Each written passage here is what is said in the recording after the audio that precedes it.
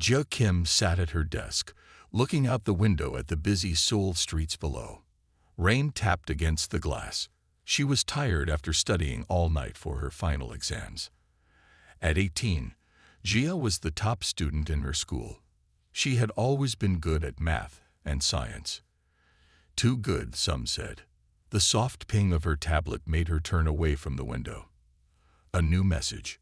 Probably her mother asking when she would come home for dinner. Jia reached for the device, but stopped when she saw the strange symbol at the top of the screen. It wasn't from Earth. It was from somewhere much farther away. Jia's heart beat faster as she opened the message. The screen filled with text, topped with a seal she had only seen on news reports, the emblem of the Galactic Coalition. "Dear Ms. Kim," the message began. "We are pleased to inform you that you have been selected as Earth's representative to the Galactic Academy of Sciences." Jia read the words 3 times to make sure she understood. Earth had only joined the Galactic Coalition 2 years ago. Humans were still new to the idea that they were not alone in the universe. Most aliens saw humans as primitive and simple. No human had ever been invited to study at their schools. "Your test scores and creative thinking skills have impressed our selection committee," the message continued. "We believe you will bring a unique perspective to our student body." Jia put down the tablet and took a deep breath. The Galactic Academy was the most respected school in known space. Beings from thousands of worlds competed to study there. And now they wanted her, a human girl from Seoul. The rest of the message gave details. She would leave Earth in 2 weeks. She would live on a massive space station for 3 years. She would be the only human among 10,000 alien students. When her parents came home, Jia showed them the invitation. Her mother cried. Her father looked proud but worried. "It's so far away," her mother said. "No human has gone that far into space before. They will look down on you," her father warned. "They think we are backwards." "That's why I have to go," Jia replied. "To show them that humans belong among the stars too." That night, Jia couldn't sleep. She searched for information about the academy and the alien races she might meet there. Some had tentacles instead of arms. Some breathed different gases. Some could read minds. How would she fit in? What if they were right about humans being too primitive? What if she failed? 2 weeks passed quickly. Jia packed only what the instructions allowed. Some clothes, a few personal items, and her tablet loaded with Earth's history and culture. The coalition ship that came to collect her was silent and smooth, nothing like the noisy rockets humans built. As Earth became smaller through the viewing window, Jia felt her throat tighten. She might not see her home planet again for years. The blue-skinned alien pilot noticed her distress but said nothing. Humans were known for their strong emotions. Most species found it uncomfortable. The journey took 3 days. Jia spent most of it studying the Academy handbook. When they finally arrived, she gasped at her first sight of the station. It was like a small moon, with towers and domes covering its surface. Ships of all shapes and sizes moved around it. "Welcome to your new home," the pilot said, speaking for the first time. "The Academy awaits." As the ship docked, Jia straightened her shoulders. She was no longer just Jia Kim from Seoul. She was humanity's ambassador to the stars, the first of her kind to walk these halls. She was terrified, but she would not show it. The airlock opened, and Jia took her first step into a new world. Jia stepped through the airlock and into a huge room filled with different alien species. Some had 6 legs. Others floated in the air. A few glowed with inner light. Jia tried not to stare, but it was hard. She had seen aliens on screens before, but never so many in one place. "Human student Jia Kim, please follow the green line to processing," said a voice from nowhere. Jia looked down and saw a green light appear on the floor. It made a path through the crowd. She gripped her bag tighter and began to walk. Aliens moved aside, many turning to look at her. Some pointed. Others whispered. Jia kept her eyes on the green line. The line led her to a small room where a tall alien waited. Its skin was smooth and gray. It had 4 arms and large eyes that blinked sideways. "I am Administrator Pak," the alien said in perfect Korean. "I will help you settle in." "You speak my language," Jia said, surprised. "We learn the languages of all students," Pak explained. "Though most classes will be in Common Galactic. Your translator implant will help with that." Jia touched her ear where doctors on Earth had put a small device before she left. It would help her understand alien languages. "Your living space is in Section 12, Pak continued. "You will share with one other student. Your classes begin tomorrow." Pak gave her a small flat disc. "This is your academy key. It opens doors, pays for food, and holds your schedule. Do not lose it." After more instructions and forms to sign, Pak led Jia through long hallways. Everywhere were signs of advanced technology. Doors that opened by themselves, lights that followed them, and screens showing strange symbols. They stopped at a door marked with alien numbers and Earth numbers, 12 to 47. "Your roommate is already inside," Pak said. "Good luck, human Jia." The door slid open, and Jia entered what would be her home for the next 3 years. The room was bigger than she expected, with 2 beds, 2 desks, and a large window showing the stars outside. On one of the beds sat a blue-skinned alien with long silver hair. She was thin and tall, with large purple eyes that seemed to look through Jia. "Hello," Jia said nervously. "I'm Jia Kim from Earth." The alien stood up slowly. "I am Nera of the 5th House of Lyra. They told me I would room with an Earth human." Her voice was musical but cold. "Is that a problem?" Jia asked. Nera's face showed no expression. "Your kind are very loud." "Loud? I wasn't speaking loudly. Not your voice. Your emotions. Humans feel everything so strongly. It is uncomfortable for empaths like me." Jia didn't know what to say. She hadn't known her roommate could feel her emotions. "I will try to feel more quietly," she offered. Nera made a sound that might have been a laugh. "That would be appreciated." A bell rang through the station, and Nera stood up. "That is the dinner signal. We should go to the dining hall." The dining hall was enormous, with hundreds of tables and food stations serving meals for different alien biologies. Jia followed Nera, aware of the stares and whispers that followed them. "The human is so small. Why is it colored that way? I heard they only discovered space travel a century ago." Jia held her head high as she collected food made for Earth humans. She sat at a table where Nara joined other blue-skinned aliens like herself. They all fell silent when Jia sat down.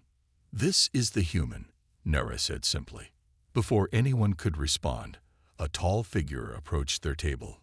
All the students straightened in respect. "Jia Kim of Earth," said the figure.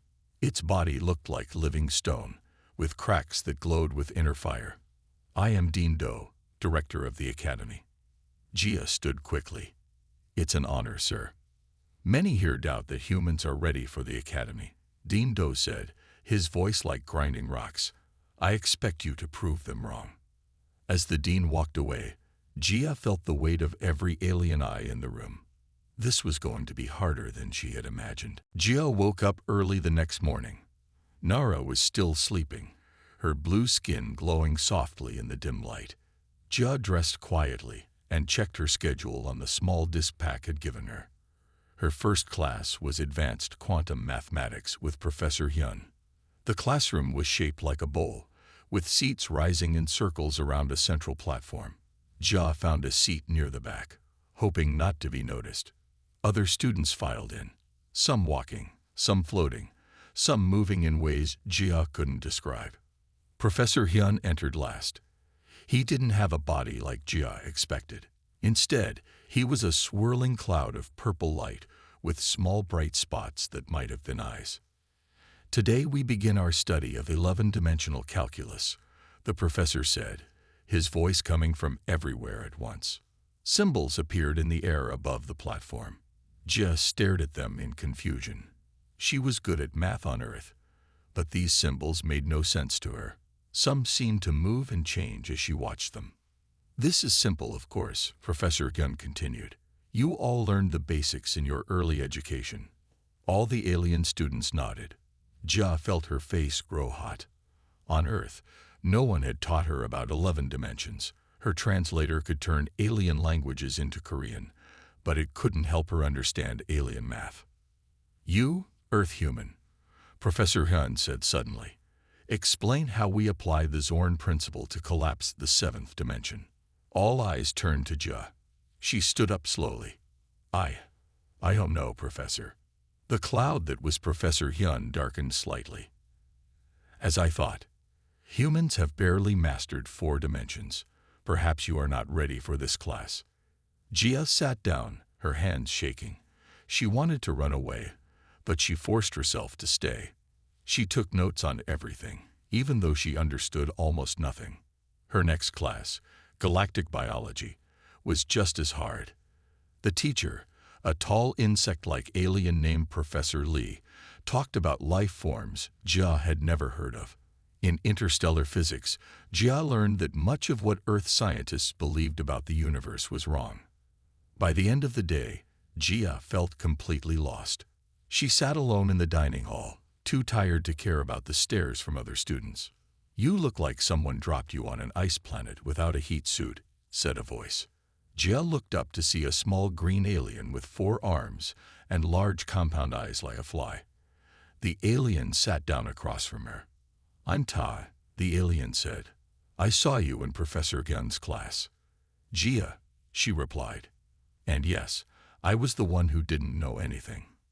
Ta made a clicking sound that might have been laughter. 11-dimensional calculus isn't easy.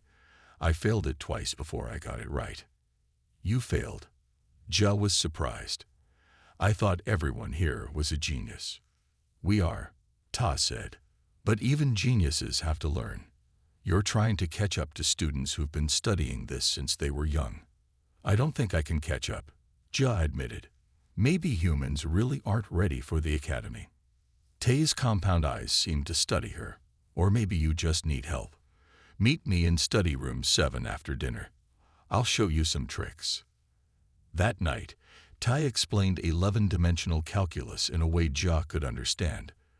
The alien used simple examples and drawings that made more sense than Professor Gun's floating symbols. The problem with you humans, Ta said, is that you think in straight lines. The universe doesn't work in straight lines. How should I think then? Jia asked.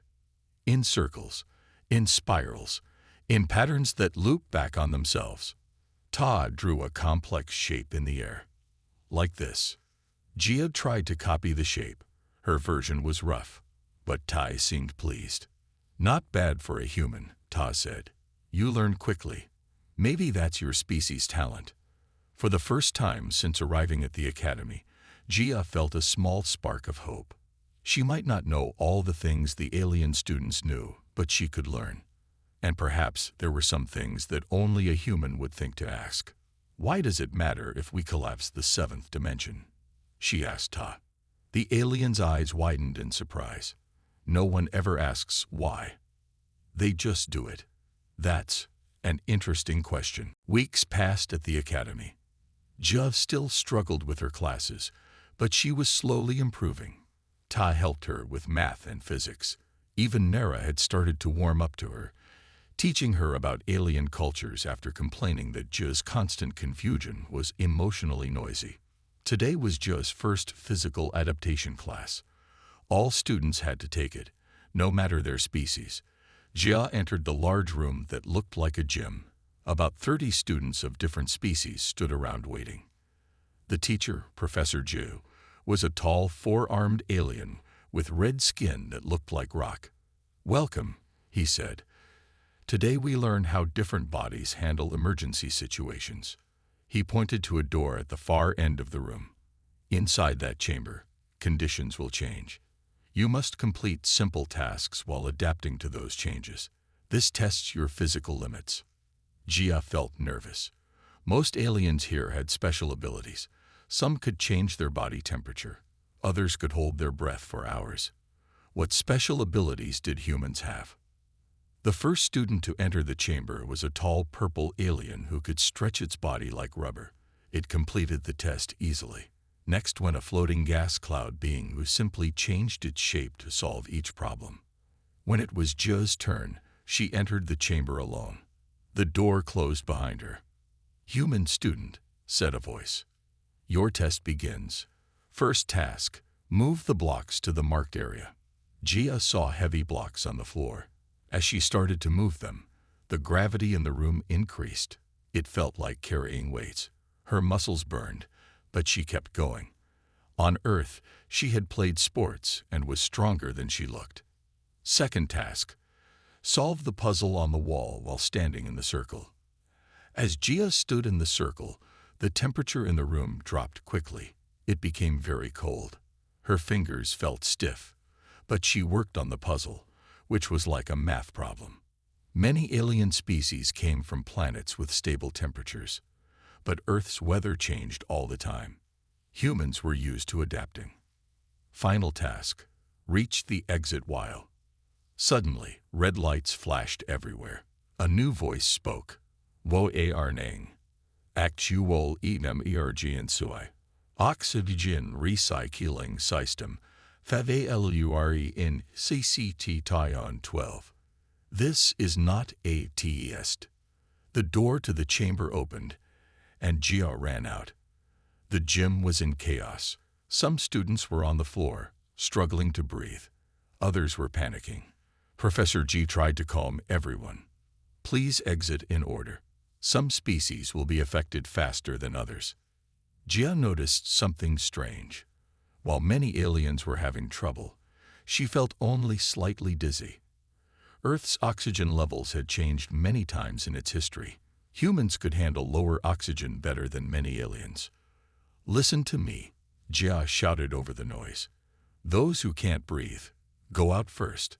Those who feel okay, help others." To her surprise, the aliens listened. Jia helped organize an evacuation line, with the most affected leaving first. As they left the gym, she saw maintenance workers rushing past. One dropped a toolkit. Without thinking, Jia picked it up and followed them to a large room filled with machines. "The filter is broken," one worker said. "We need to replace it, but the oxygen is too low for us to stay long." Jia stepped forward. "I can help. Humans can work with less oxygen for short periods." The workers looked at her with doubt but were desperate. They quickly showed her what to do.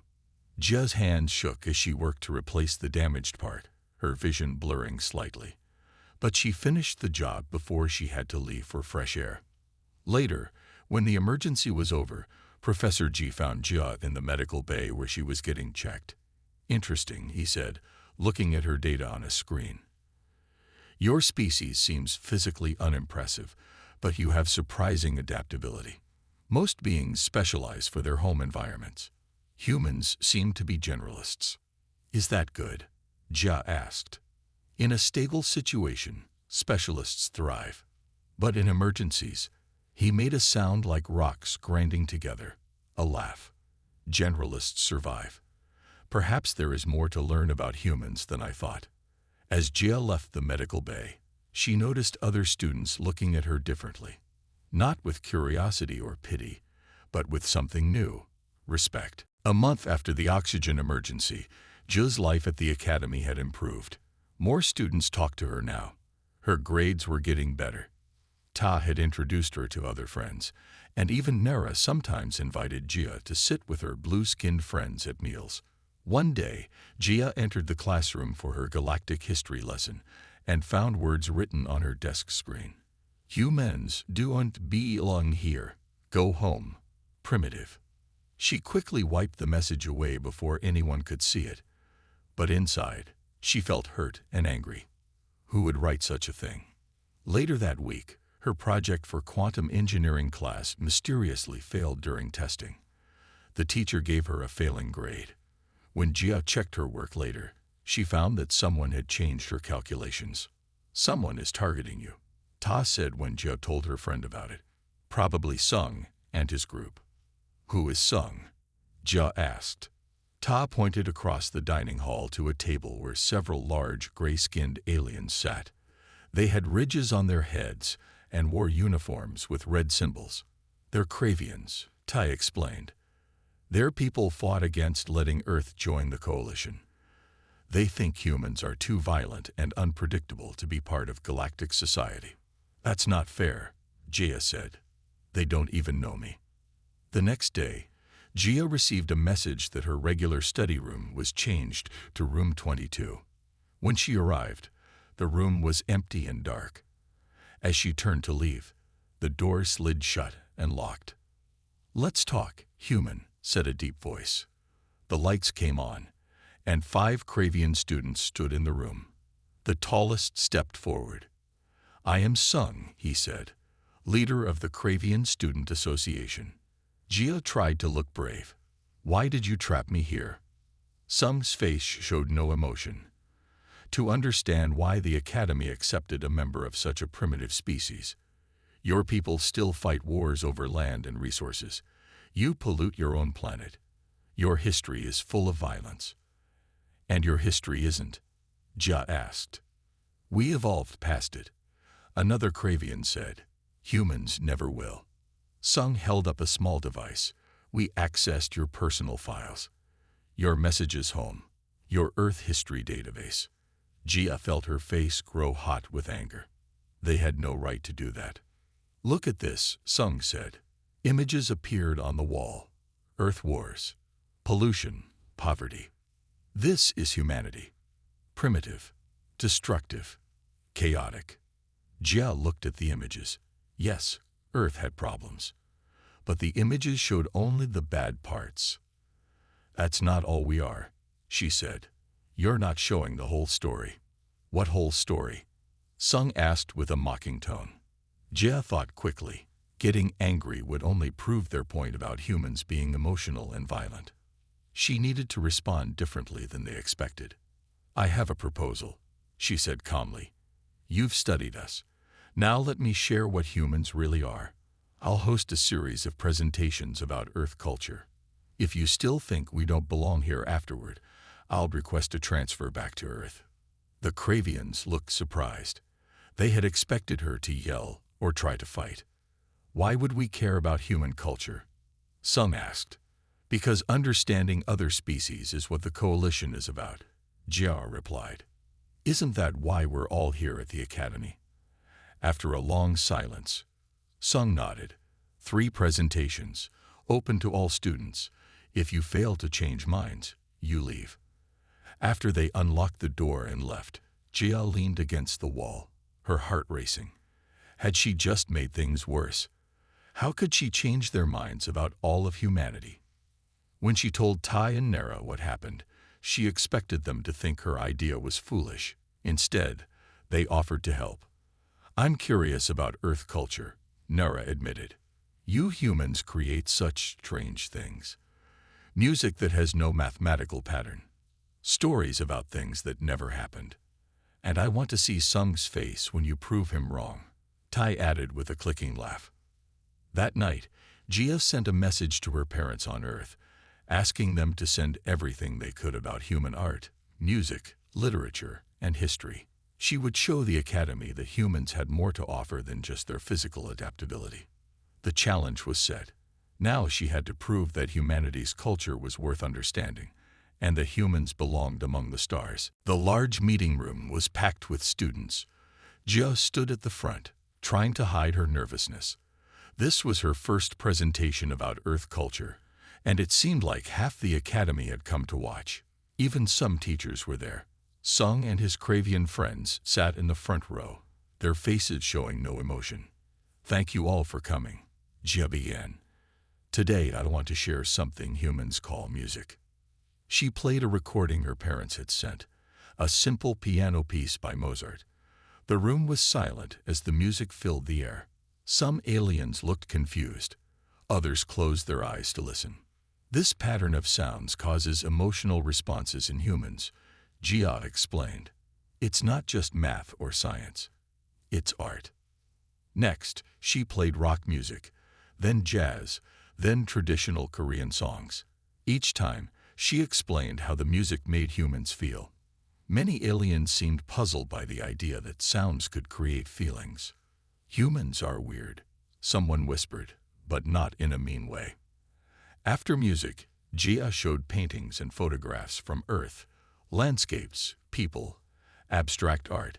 She read short poems and explained human sports. But why pretend to do something that isn't real? One student asked after Gia described movies and plays. Because it helps us understand real life better, Gia answered. Stories let us see the world through others' eyes. By the end of the first presentation, the room was buzzing with questions. Even Sung seemed less hostile, though he didn't ask anything.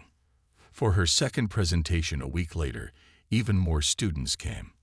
This time, Gia talked about human emotions and relationships. Humans form deep bonds with friends and family, she explained. We call one kind of bond love. It's when you care about someone else's happiness more than your own. Many aliens found this concept fascinating. Some, like Nara's people, understood emotional connections. Others, especially those with hive minds, couldn't grasp why individual happiness mattered. Humans will sacrifice themselves for others, Gia continued. Not just family, but even strangers. She told stories of human heroes, people who ran into burning buildings to save others, doctors who worked in dangerous places to help the sick, ordinary people who gave food to the hungry. This behavior is illogical, said a crystal-like alien. Why risk yourself for no gain? Because humans believe all life has value, Gia said. And because we know how it feels to suffer, we try to prevent suffering in others. After the second presentation, Gia noticed something strange. Students from different species were sitting together in the dining hall, discussing human concepts. Some were trying to write poems. Others were sharing music from their own worlds. For her final presentation, Gia decided to take a risk. She asked for volunteers to try human games and activities. To her surprise, many students raised their hands or tentacles or light beams. They played simple games like tag and hide and seek. They drew pictures together. They tried to dance to earth music, with funny results as creatures with different numbers of limbs attempted human movements. Even Professor Hyun attended, his purple cloud form hovering at the back of the room.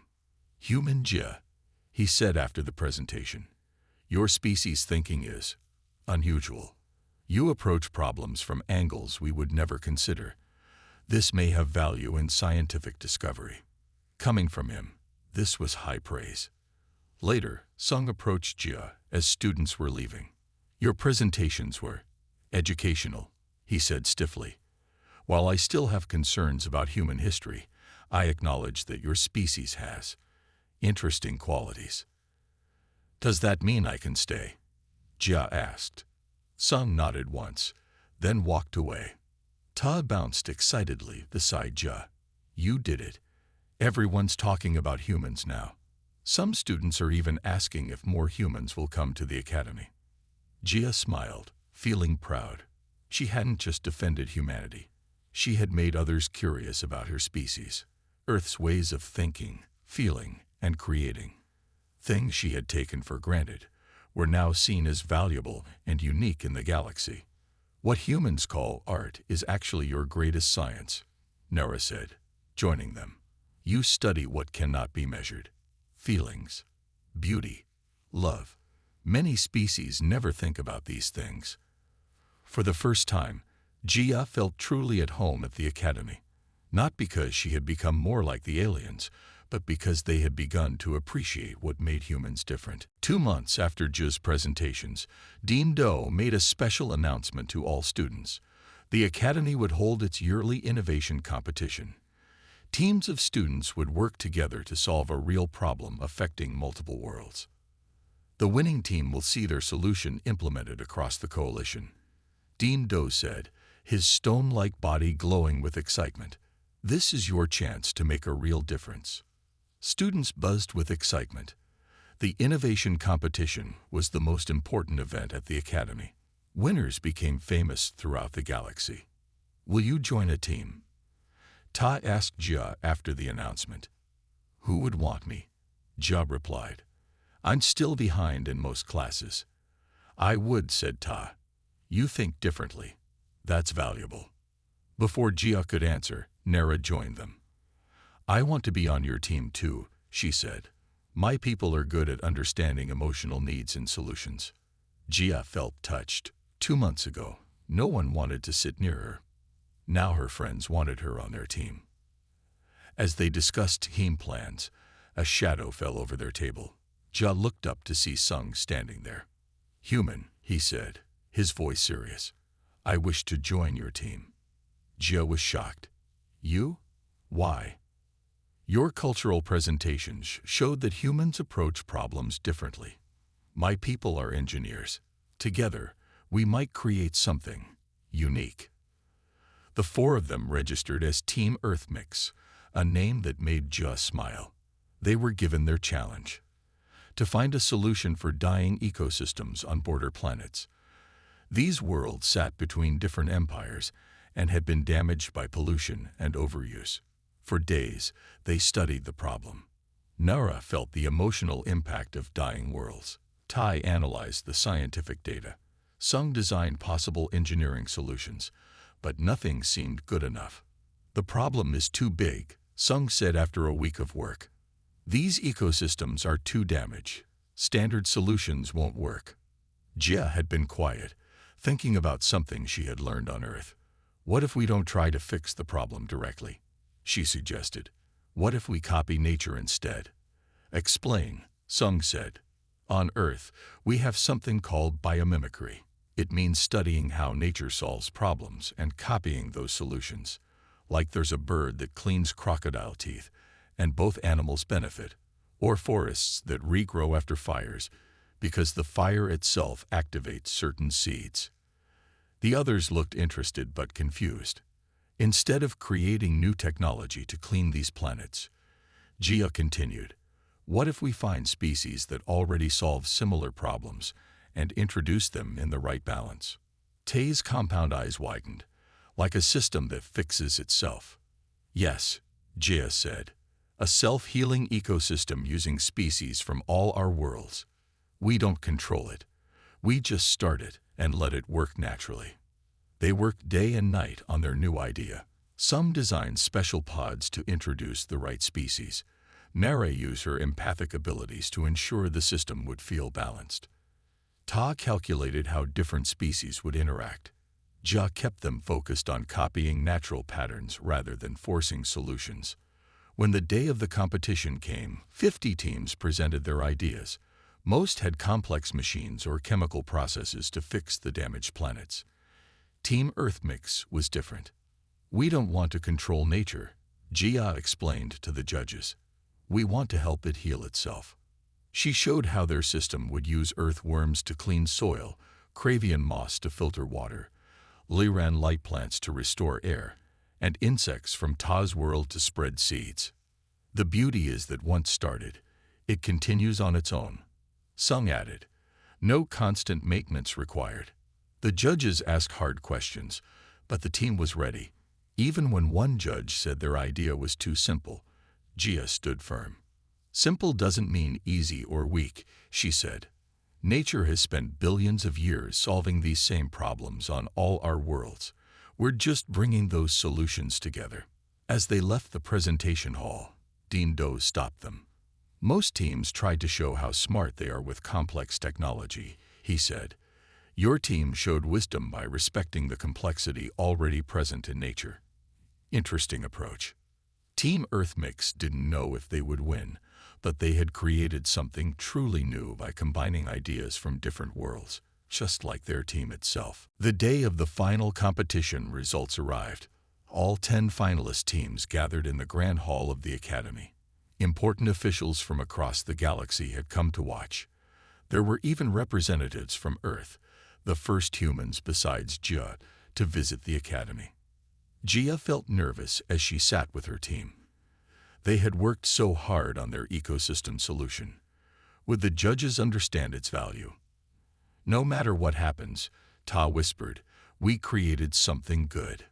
Dean Doe floated onto the stage. his stone body glowing brightly for the special occasion.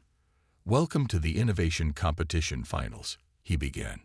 "Today we celebrate the brightest young minds in the galaxy." As he spoke, Jia noticed something strange. Guards at the doors seemed tense. They were touching their communication devices and looking worried. "The first team we will hear from today is..." Dean Doe stopped suddenly, listening to something in his own communication device. "Please remain calm," he said after a moment. "We need to..." A loud explosion cut off his words. The lights went out. Emergency lights came on, bathing the room in red. People began to scream and move around in panic. "Everyone stay in your seats," shouted a guard. "We are under attack." Jia's heart raced. Under attack? By whom? Why? A voice boomed through the hall's speakers. "This station is now under the control of the Pure Galaxy Movement. We oppose the mixing of species and cultures. All communication systems are disabled. All escape pods are locked. Remain where you are." Tai trembled beside Jia. The Pure Galaxy Movement. They're extremists who think different species should stay separate. They must have targeted the competition because it has visitors from so many worlds, Sung added, his voice unusually quiet. Nara's blue skin had turned pale. "I can feel their emotions. They're angry and willing to hurt people." Guards tried to secure the room, but more explosions rocked the station. The emergency lights flickered. Jia could hear fighting in the hallways outside. Dean Doe called for order. "The station's defense systems are compromised. Security protocols tell us to wait for coalition forces, but they may take hours to arrive." "Hours?" someone shouted. "They could kill us all by then." Panic began to spread again. Most species were following their instincts, some hiding, some freezing in place, some clustering together. But none were taking action. Jia thought quickly. On Earth, humans had faced crises throughout history. They had learned to adapt and fight back against threats. "We need to do something," she said to her team. "We can't just wait." "What can we do?" Nara asked. "We're just students." "We're students who know this station better than the attackers," Jia replied. "And we have different skills they won't expect." Jia stood up and raised her voice. "Listen to me. I know you're scared. On Earth, humans faced dangers like this for thousands of years. We survived by working together and using our different strengths. Surprisingly, people quieted to listen. We need to split into teams," Jia continued. "Some to help the injured, some to find safe places for those who can't fight, and some to take back control of the station's systems." Dean Doe moved toward her. "What you suggest is dangerous, human Jia." "Waiting is more dangerous," she replied. "These attackers hate the idea of different species working together. Let's show them why that's our strength." After a moment, Dean Doe nodded. "Very well. Students, listen to Jia's plan." Quickly, Jia organized teams based on species abilities. Nara and other empaths would locate attackers by sensing their emotions. Taz people, with their small size, could move through maintenance tunnels to reach the control room. Sung and his strong Cravian friends would protect the injured and vulnerable. "What will you do?" Sung asked Jia. "Something they won't expect," she answered. "Humans are good at being unpredictable." Using knowledge from Earth military history, Jia created distractions in different parts of the station. She used the Academy's science labs to make smoke bombs and flash devices. She taught others how to set traps that wouldn't kill but would slow down attackers. As their plans came together, Jia felt afraid but also determined. This was why humans had survived on Earth, despite being physically weaker than many predators. They adapted. They worked together. They never gave up. "Ready?" she asked her friends. They nodded, trust in their eyes.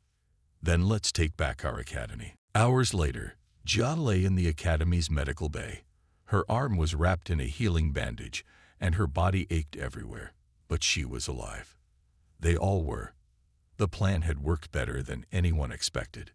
Tai and the small insectoid students had crawled through maintenance tunnels to reach the control room. Nara's empathic group had tracked the attackers' positions. Sung and his strong friends had protected the vulnerable. And Jia had led a direct assault on the attackers' main group, using smoke bombs, flashing lights, and loud noises to confuse them. It was risky, but human battle tactics were unknown to the pure galaxy movement. They weren't prepared for someone who would charge straight toward danger. When coalition forces finally arrived, most of the attackers were already captured or contained. The academy students and staff had worked together across species lines, exactly what the pure galaxy movement had tried to prevent. A soft chime announced a visitor. Jia looked up to see Dean Do floating into the medical bay, his stone body moving slowly. "Human Jia," he said. "How are you feeling?" "Like I fell off a mountain," she replied with a small smile. "But the doctors say I'll be fine in a few days." Dean Do settled beside her bed. "Your actions today were remarkable. Many lives were saved because of your leadership." "I just did what humans do," Jia said. "We adapt. We fight back. Most species would have waited for help, following instinct and protocol." Dean Do said, "Your human unpredictability proved valuable."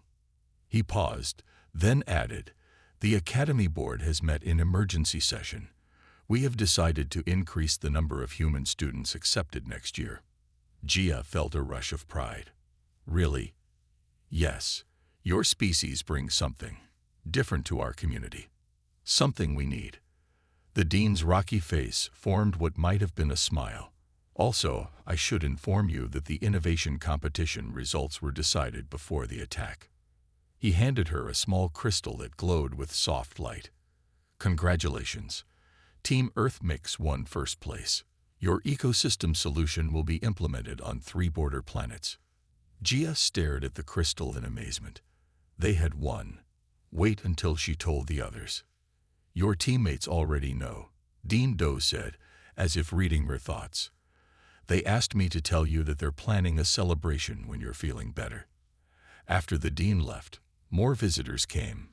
Todd bounced excitedly around the room, describing how they had retaken the control systems. Nara actually hugged Jia, something her touch-sensitive species rarely did.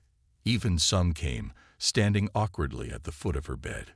"Your battle tactics were effective," he said, which from him was high praise. "My people have a saying. Know someone in peace, trust them in war. I believe I understand humans better now." Professor Hyun floated in last, his purple cloud form pulsing gently. "Human Jia, I wish to offer you a research position after graduation. Your approach to problems is unlike any I have seen. Different perspectives lead to new discoveries." That night, as her friends finally left her to rest, Jia sent a message home to Earth. She told her parents about the attack, the victory, and the competition win. But most importantly, she told them how everything had changed. "When I came here," she wrote, "I thought I needed to prove that humans belong among the stars. I thought we had to become more like other species to fit in. I was wrong." She looked out her window at the stars, thinking of Earth so far away. What makes humans different is what makes us valuable here. Our emotions, our creativity, our strange way of looking at problems, even our unpredictability. These aren't weaknesses. They're our gifts to the galaxy. As she finished her message, Jia thought about the next human students who would come to the academy. They would still face challenges, but they wouldn't be alone. They would find a place already prepared for them. A place where being human was no longer seen as a disadvantage, but as something special and valuable. Jia Kim had come to learn from advanced aliens, but in the end, she had taught them something too. That sometimes the most human qualities are exactly what the universe needs.